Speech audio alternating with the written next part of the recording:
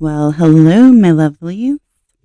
Welcome back to another installment of a walk through the major arcana with me, Countess. So tonight we are going to kill two birds with one stone and look at the dynamic duo of the major arcana 3 and 4 cards, also known as the Empress and the Emperor. So let's begin with the Empress. And in reference to the Kabbalah tree of life, the Empress is represented by the Bina, or you can pronounce it Vina, which also corresponds with its astrological sign, Venus.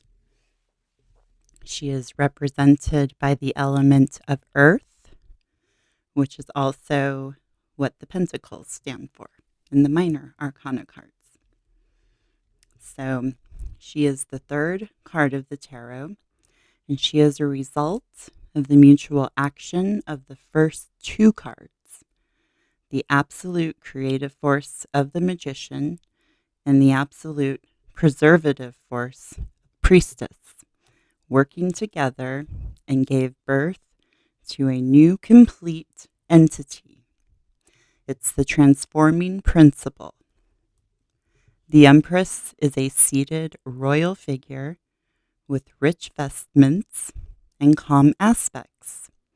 As a daughter of heaven and earth, a happy serenity lights up her face, framed pleasantly by her soft blonde hair. She wears a crown with 12 stars, which reminds us of the zodiac, the celestial space on which the natural growth here below is based, and the gestation period required for reproduction. In her left hand, she bears a scepter, and that indicates the passive influence that nature, Venus, or the woman exercises in the generation of beings. She has the symbol of Venus on her shield as a direct correspondence to the astrological sign of Venus. In front of her, there is a field of corn, and behind her, a small forest with a fall of water.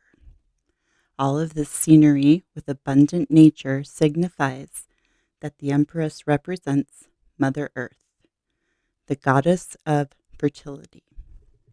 Like the magician, she is in the garden, and the pomegranate patterned robe, which is a prominent feature of this card, represents fertility. And remember, the high priestess sat in front of a veil that was adorned with palms and pomegranates.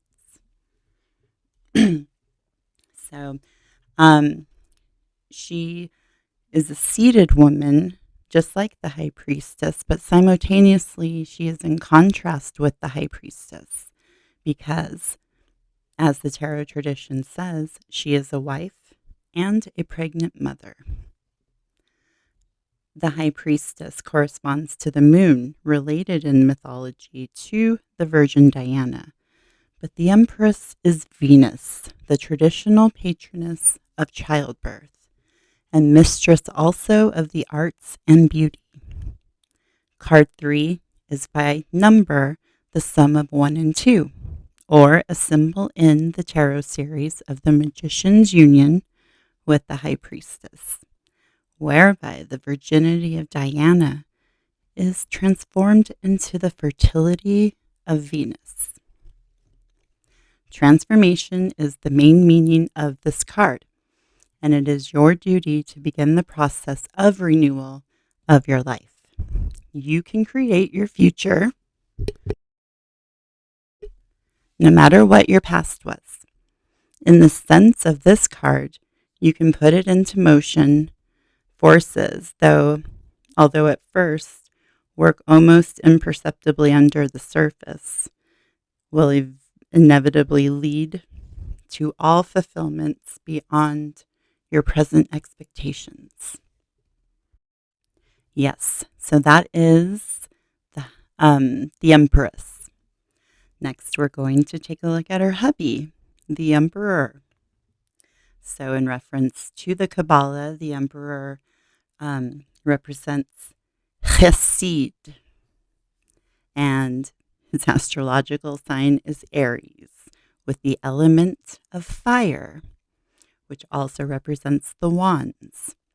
And for some reason, for the longest time, I've always thought that the Empress was the Aries energy, but when researching for this, series, I found out differently. So there you go. And by the way, guys, we are in the season of my birthday. It's about a week away.